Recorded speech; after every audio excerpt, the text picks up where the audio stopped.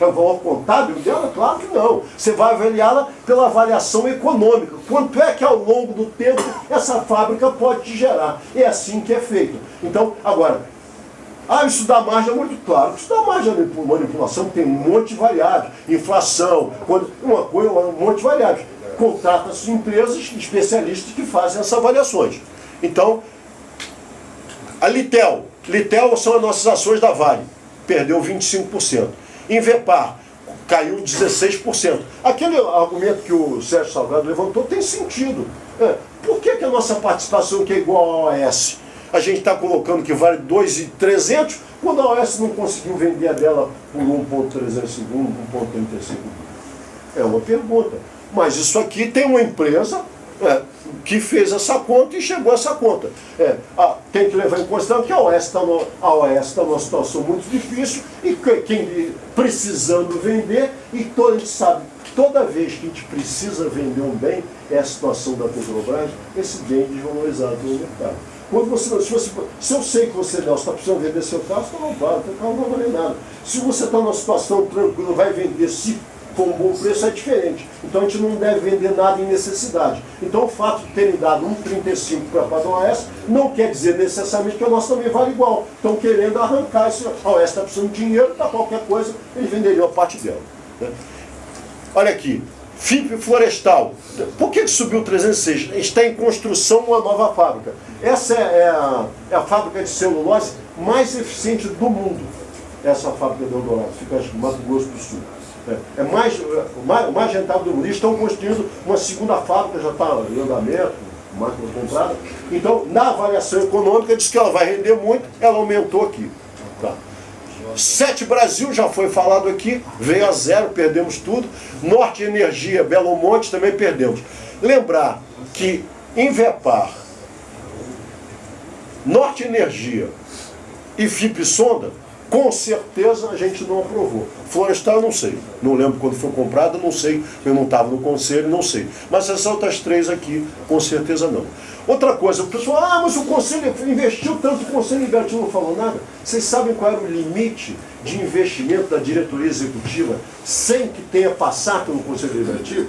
5%. Se a gente tem 70 bilhões, até 3 bilhões e meio não precisava passar no Conselho Diretivo. A gente brigou, está agora em 0,5%, mas de qualquer maneira, são 350 milhões aí. Gente, deixa eu só correr aqui para fechar. Pô, eu tinha que falar na cisão, gente. Eu vou falar... isso eu vou falar rapidamente no OR. Essa aqui é a conta do OR. Em 2006, quando foi fechado esse acordo, a gente, quando entrou com essa ação na justiça, FUP, todo mundo junto, a gente achava, a nossa conta é que a Petrobras devia, à época, 13,88 bilhões ao FUP. Era a nossa conta. Entramos com a ação, o juiz nomeou a perita judicial, a perita apurou uma dívida de 9,88 bilhões. Não os nossos 13, mas 9,88 bilhões. Desse 9,88 bilhões, a Petrobras reconheceu 4,2 e fez um acordo. Ele levantou três coisas, ela pagou. Para 70, que é o pessoal antes da fundação da Petro, que é a responsabilidade dela. FAT-FC, que é a correção do inciso 9 do artigo 48, e diferença de pensão. Essa soma toda aqui, na época, eram 4 bilhões. Hoje, depois da Petrobras pagar, a Petrobras não pagou nem um centavo do principal. Ela paga juros de 6% ao ano. Então, depois dela pagar juros, esses anos todos, desde 2006 até agora, a dívida dela, corrigida, é 12 bilhões. Agora, diz o Sérgio aqui, mas em 2014 teve pedalada. Isso para diminuir o déficit, isso aqui aumentou demais. Gente, se a Petrobras quiser fazer uma pedalada e somar esse aqui mais 16 bilhões, eu não vou reclamar nada. Porque isso aqui, ela está assumindo uma dívida. Ela está assumindo uma dívida. Então, se ela manipulou e eventualmente o Conselho Fiscal está cobrando a auditoria independente dessas contas, dessas atualizações, para ver se são atuações atuariais, coisas complicadas, para ver se essas coisas estão certas. Se a Petrobras estiver manipulado contra ela, problema. Se tiver falando contra a gente vai pôr no time. Mas se ela mexeu contra ela, aumentou a dívida dela, é problema dela. Como é que essa dívida vai ser paga? Quando chegar em 2028, que 20 anos depois do acordo, o que tiver de saldo aqui nessa conta, ela tem que pagar imediatamente.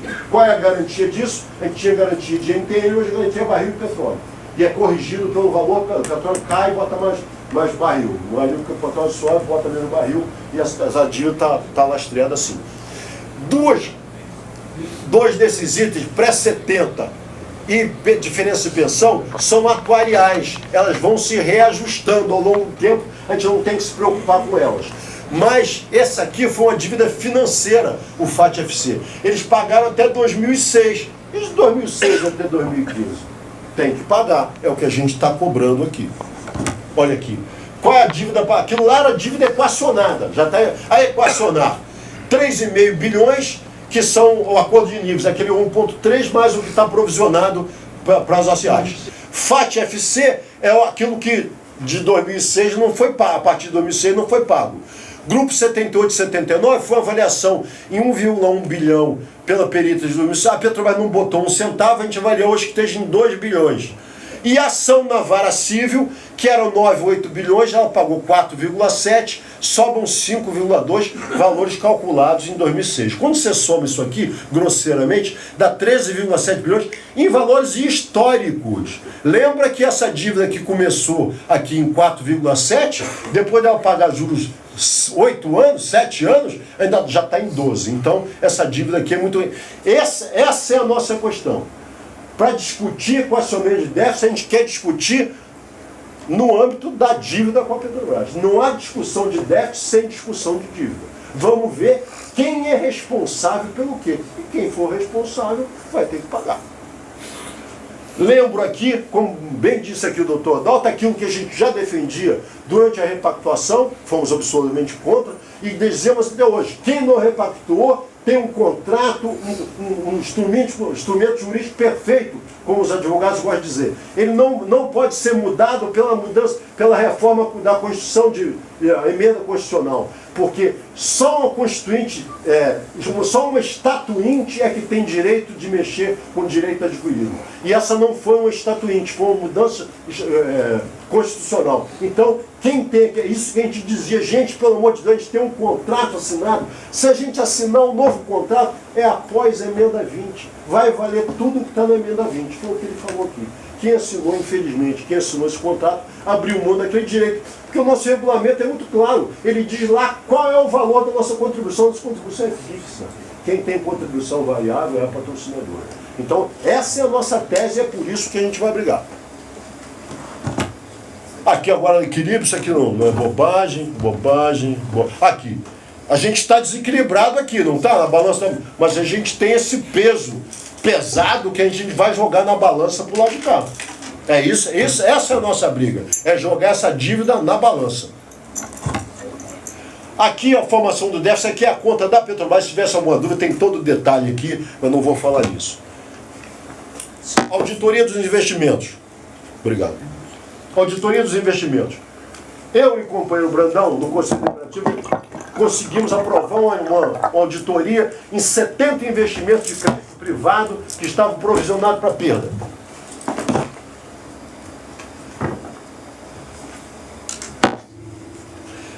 A diretoria manobrou, não executou a nossa decisão. Aí pediu ela uma auditoria de compliance para ver se tinha que passar na sala tal, passou. Tinha que passar na sala o senhor, passou. Só burocracia, mas não olhar o investimento como um todo. E contratou a Ernst Young para fazer isso. Só que ela deu azar, porque a Ernst Young, logo depois que foi contratada pela Petros, ela foi contratada pela Petrobras para vasculhar os investimentos. Aí o que ela fez? Quando ela fez o relatório pela Petros, ela fez não só o relatório de compliance, passou na sala, passou no sentido, como ela viu uma série de problemas. A Petros pulou mais pipoca na panela, como vocês vão ver aqui. Aqui, ó. Não, tá aqui atrás. Aqui, ó. Onde está isso? Não, já passou. A Petros pulou direto, a Petros disse, não, que é isso, eu não mandei você olhar isso, por que você olhou isso? Não, você não era para ter olhado isso. Esse é o argumento escrito da Petros, a Petros escreveu isso. Você não era para ter olhado para isso, eu não te paguei para isso. Paguei para você olhar para aqui, não olha para o lado, não. Então, pulou. Aí o que aconteceu, gente? Tem de tudo. O que eu acho mais de cara, grosseiro, isso aqui. Falta de documentação, documentação incompleta ou rasurada. Tem documento rasurado com liquid paper. Nos e-mails não tem o rasurado. Tem documentos assinados, mas não tem a comprovação de que aquela pessoa podia assinar aquilo. Quem disse que esse cara tem poder para assinar isso? Você está garantido disso? Tinha de tudo, de tudo.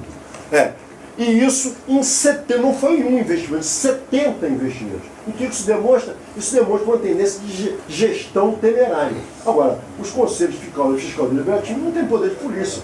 Quem é fiscal de fundo já previu. O companheiro Marcos André está aqui, encaminhar esse relatório para estar na mão da Previc olhar se teve. A gente vê indícios, mas provar, cabe a eles provar. Tá aqui, ó. Isso. Aí já comenta. Os apontamentos não fazem o escopo do contrato. Que Ernst Young fez considerações sobre risco de crédito das garantias sem realizar a conciliação dos valores. Que não há falta de cumprimento da legislação. Isso não é mesmo. Falta de cumprimento de legislação, não, isso não era trivial. Furou ali aqui, mas não. Ele não tem nenhum bobo aí, gente. Eles procuram fazer as coisas da maneira mais, que dê menos pista. Agora, o curioso é que eu chamei a atenção, isso é engraçado, Petros. Você está dizendo que ele não devia ter olhado, mas você acatou uma série de mudanças de procedimento que eles disseram que você tinha que mudar, vocês mudaram. Ele não era para ter olhado, mas como olhou, você aprovou. Agora, rapidamente aqui, essa é rapidamente cisão do PPSP. Eu vou falar na motivação para cisão, impedimento jurídico e a proporção que eles estão propondo para as provisões matemáticas. Motivação para cisão. Livrar a cara da FUP pelas perdas da repactuação. Aquilo que a gente já sabia, já imaginava, a gente já imaginava. Quem era no repactuação já imaginava. Gente, as bolas grandes, o santo desconfia. Se aquilo fosse para melhorar, a Petrobras ia pagar para eu fazer, ela ia cobrar de mim, gente. Ela ia cobrar. Isso aqui é muito bom, mas você tem que pagar. Agora, diz, isso aqui é ótimo, ainda toma um dinheiro, eu acho que é ingenuidade. Mas não importa. Foi feito. Né? E agora a FUP tem que... isso está comprovado pelo próximo slide, que quem repactuou perdeu dinheiro. Sem falar no direito, que esse é o pior, no meu entendimento, é isso, ter perdido a garantia da Petrobras, para mim é o pior, mas também perdeu em dinheiro. E eu vou mostrar aqui. Subsídio cruzado. Essa conta não fui eu que fiz, essa conta quem fez foi a Mirador Atuarial, que é a atuária do nosso plano. Então essa conta oficial. O que ela fez? Eu tenho isso aqui, esse estudo é grande, eu tenho isso para... Ela fez 3 simulações. Quando o reajuste da Petrobras é IPCA, menor que IPCA e maior que IPCA. Quem quiser depois pode me pedir, eu mando esse estudo, é oficial. Ele pegou o período de 2007 a 2014, pegou um benefício inicial que ele disse composto 1.984,58 do INSS e 3.024,71 de suplementação da Petros. Como é que é o benefício final? Depois desse final de 2007, dado real, usando os índices de reajuste do INSS e os da Petrobras e do IPC. No final, os repactuados estariam com 7.779,55, o INSS passa para 3.010,35 e a Petros para 7.478,20. Aqui, os repactuados, o INSS é o mesmo, claro, o índice do INSS é o mesmo, mas ele se prejudica na parte da Petros. Então, mesmo quando não há alguém ganho real, o repactuado se prejudica. Ele perdeu aqui, de 2007 a 2014, já perdeu 2,32%. Isso se o reajuste, mas só que o reajuste, agora eu clamo a memória dos companheiros que são mais antigos que eu de Petrobras, eu acompanho o reajuste da Petrobras há 30 anos.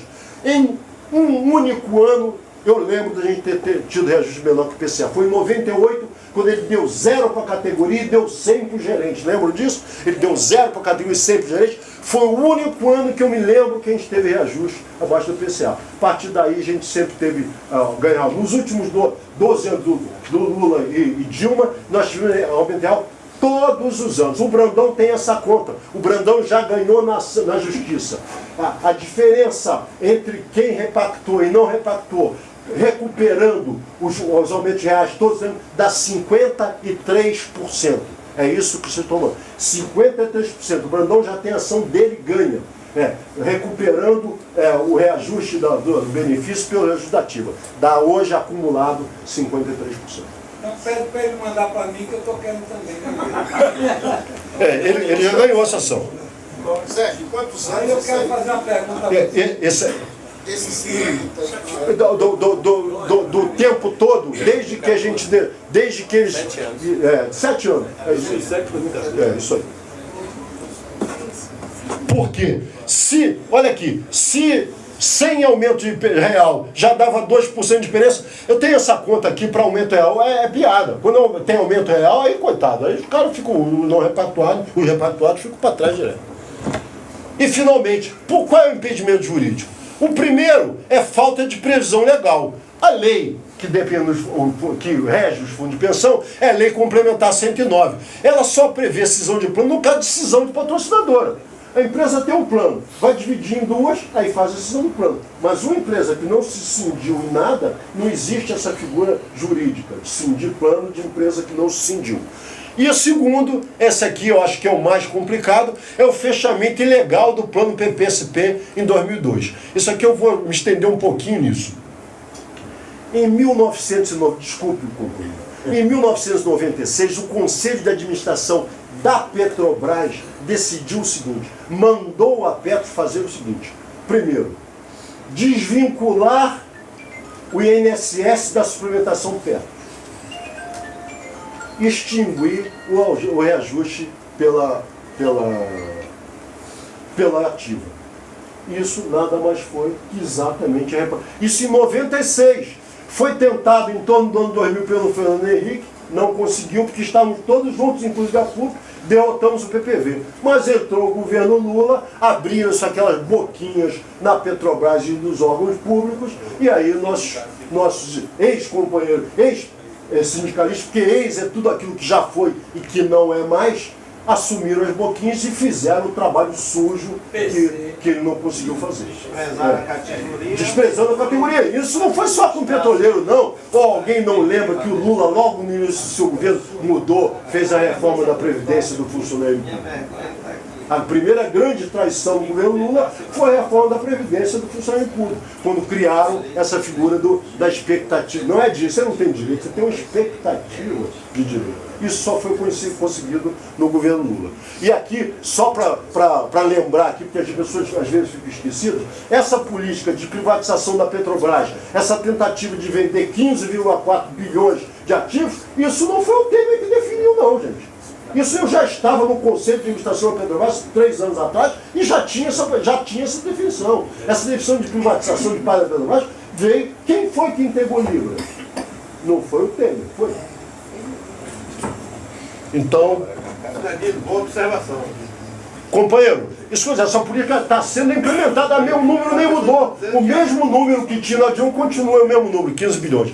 E finalmente a proposta que eles estão fazendo. Eles vêm com a decisão e já estão dizendo qual é a proporção que vão ficar os patrimônios. O patrimônio é o seguinte, 24,58 ficam com os não repactuados e 75,42 vai para refazer. Eu digo, não. Sabe por que não pode ser essa conta?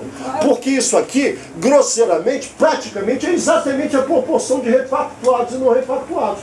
Se pela conta da própria atuária, do próprio atuário do plano, se o próprio atuário do plano, mais um, o pessoal que não repactuou ganha mais que o repactuado, o que acontece? Nós não repactuados temos uma proporção maior do patrimônio do que o não repactuado. Porque a gente vai... é isso. Quem disse não foi eu, foi um atuário. Como é que se a gente vai receber mais que eles, como é que o patrimônio pode fazer? Não. a proporção, se isso por absurdo vier a ser feito, que é um absurdo total, certamente a proporção não pode ser nessa proporção. A gente vai ter que ficar, os não repactuados, com uma proporção maior do que a nossa proporção numérica da repartição, porque nós não a provisão matemática é maior. Companheiro. Desculpa. Agora eu vou só fechar aqui. Fechou. Muito obrigado. Eu peço aos companheiros que olhem o nosso blog lá, que a gente costuma. Eu estou à disposição para vocês para Companheiro, rapidinho. A gente vai abrir a sessão de perguntas agora, mas antes eu queria que o companheiro Aníbal aqui, que foi candidato ao Conselho Fiscal da Petro no ano passado, e depois o Marcos André, 3 minutos para cada aí, rapidinho, e aí a gente abre as perguntas. Eu vou ser breve. Primeiro, agradecer a EPEC, né, por startar esse debate, né? Primeiro, agradecer aqui a EPEC por esse start, né? A gente já vem trabalhando com o Jorge aí há muito tempo, há uns 6 meses atrás, tentar um encontro com os aposentados para que essas ocorrências, né, oriundas do aparelhamento político na nossa entidade como a Petro e dentro da própria Petrobras, que é a corresponsável pela Petro, que é a patrocinadora, viesse a público e os interessados mesmo, os donos da Petro, que somos nós, investidores ou participantes, certo? Tivessem conhecimento. Agora, eu chego com uma reflexão. Imagine vocês aqui, nós temos aqui engenheiros, PhDs, MBAs e tudo mais, muitos nem sequer estavam voltados para isso. Alguns estavam envolvidos até dentro da máquina, com poderes, mas nem atentaram para travar essa discussão. Quanto mais aquela aposentada, gente, aquela viúva, aquela pensionista, aquele companheiro aposentado que está distante da gente, está distante das informações, que tem até e tem dificuldade até de compreender, assim como muitos têm a dificuldade de compreender um tema tão complexo, porque a gente está falando aqui de política atuarial, estamos falando aqui de investimentos, né, ações, mercado, essa coisa toda. E aí eu quero me ater a uma coisa que o camarada ali colocou. Você tem razão quando você coloca que sem Petrobras nós não vamos ter Petro, certo? Mas mobilizar está difícil. Está difícil porque o movimento sindical não tem moral para mobilizar, certo? O movimento sindical não tem moral para ir buscar um apoio junto à opinião pública por conta disso que está acontecendo aí. Observe o seguinte, uma greve que foi chamada agora aí pelos Campos Maduros, que eu discordo, mas por uma questão de princípio, ela sendo deflagrada, eu farei porque eu sempre fiz greve, certo? Antes mesmo, eu trabalhando no domingo, saiu o bode que ia ser, a gerência já estava colocando os kits dentro das unidades e pagando horas para os companheiros. Nossa, eu tenho um companheiro que eu vou render hoje que tem 36 horas dormindo, confinado para ganhar R$40. E nós temos gerente aqui que sabe disso, que é gerente de ATPF, de ativo, que sabe que as pessoas estão lá. Então, não dá para a gente tentar defender a Petrobras, que é um dever, que eu acho que defender a Petrobras, eu acho que não é só um dever, é uma obrigação, é uma coisa que tem que ser latente, tem que estar no sangue do brasileiro, porque a Petrobras hoje, esses 13 ou 15% do PIB que está deixando de existir, certo? Vai nos levar para um retrocesso incrível que a gente vai ter dificuldade para recuperar. E outra coisa que eu quero me ater, eu não espero nada do parente de vocês que estão lá na presidência da Petrobras, não, até porque nós já conhecemos.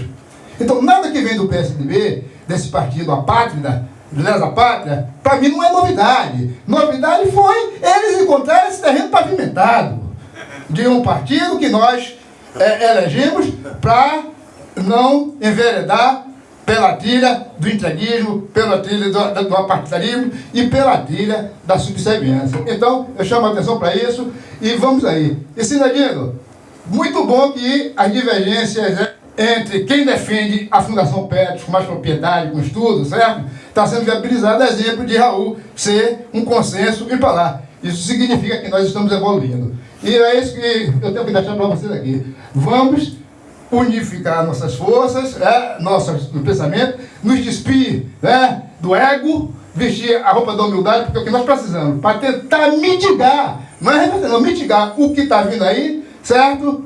É unidade. Muito bom,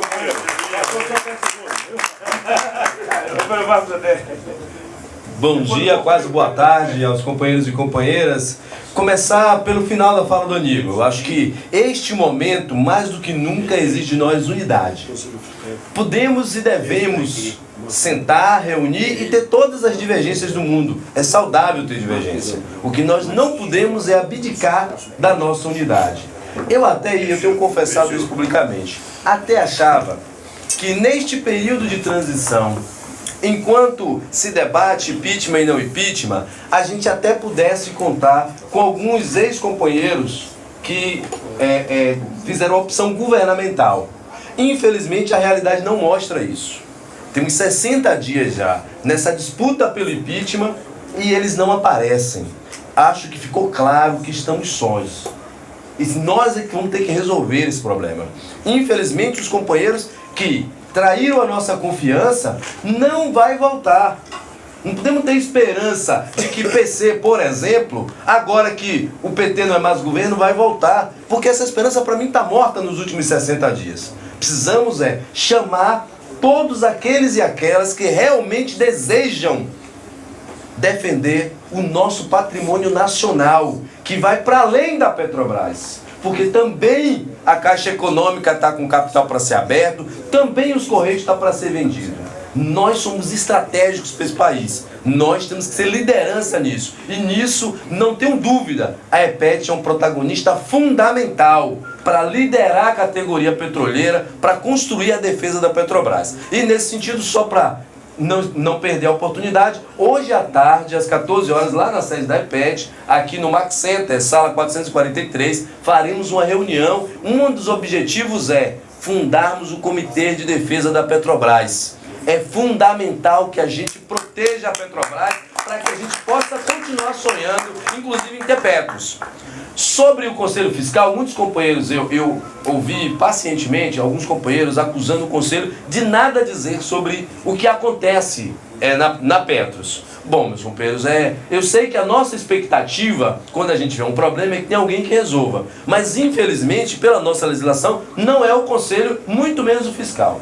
O papel do Conselho Fiscal é exclusivamente emitir um parecer.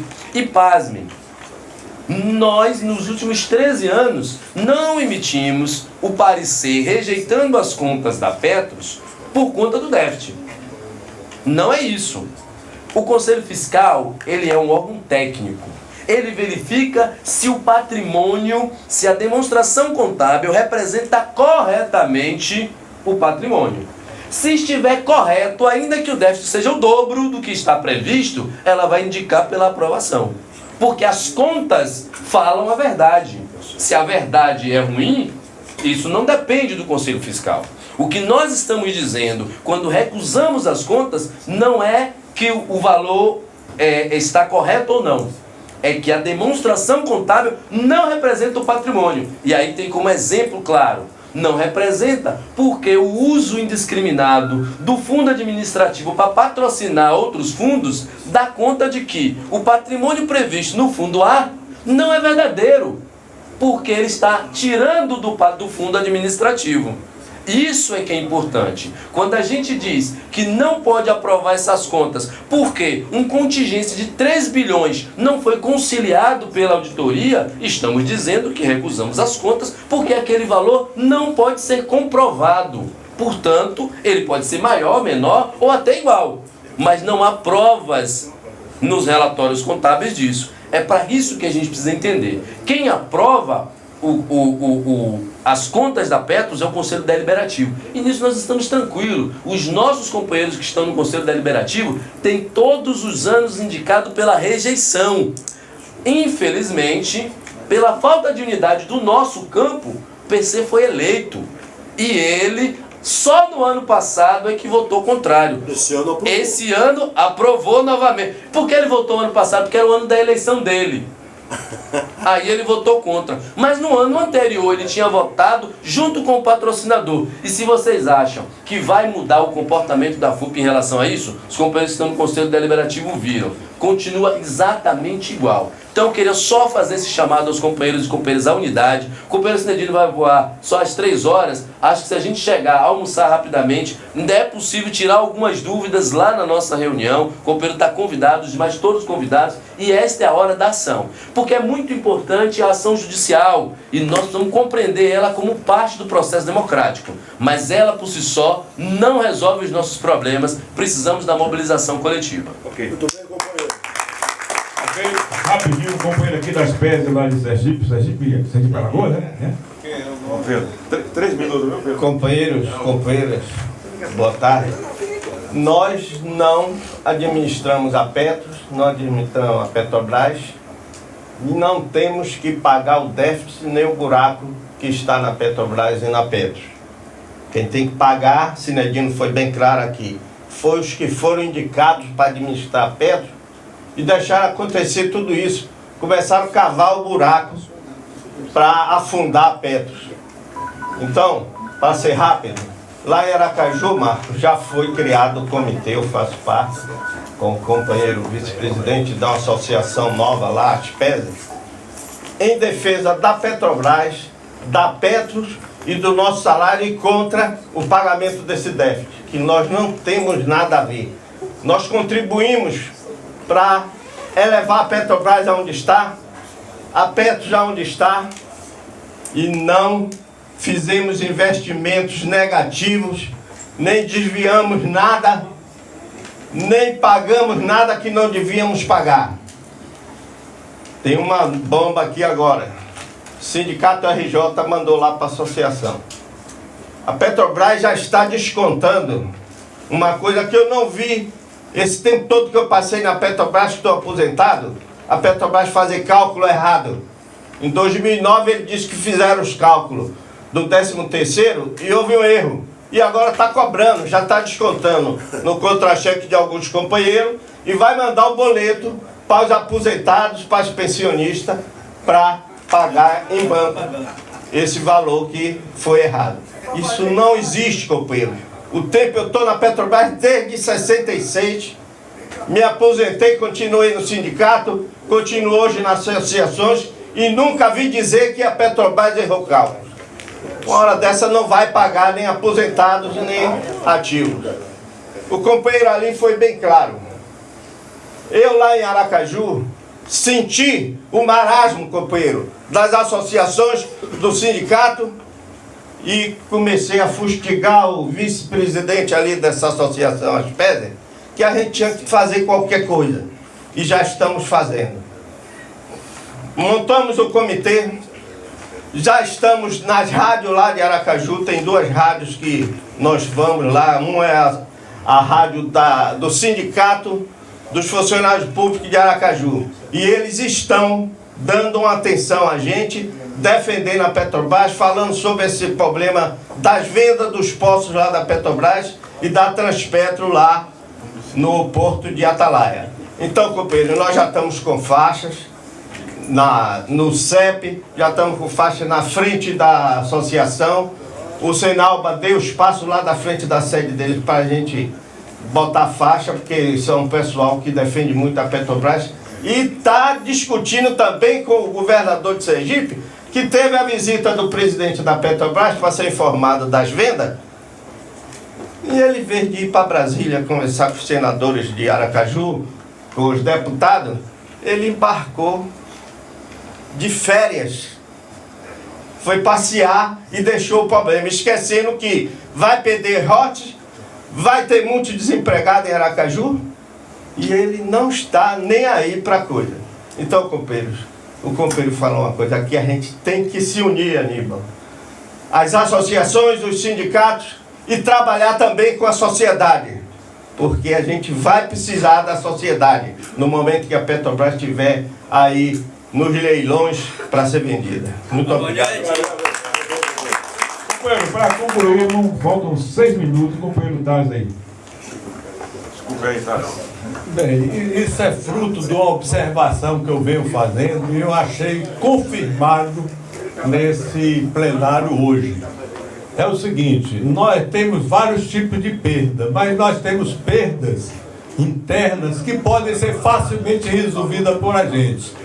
Por exemplo, nós temos duas entidades, pelo menos que eu conheço, pode ser que exista outras, que defendem os beneficiários da Petros, defendem a Petros, defendem os interesses dos participantes na Petros. É o GDPAP e a EPET. O GDPAP trabalha exclusivamente para isso e a EPET trabalha em duas áreas. É a defesa da Petrobras do país e o problema da Petros. Que, na verdade, como o Vicente falou, o problema da Petrobras e do país é mais envolvente, mais importante. Mas, claro, tem que ser definido os dois, certo? Mas o que a gente vê é o seguinte, por um motivo de divergência de colocações, de forma de atuação, essas duas entidades, elas não trabalham associadas. Pelo contrário, o que eu vejo aí é que aqui a gente viu a integração de conhecimentos.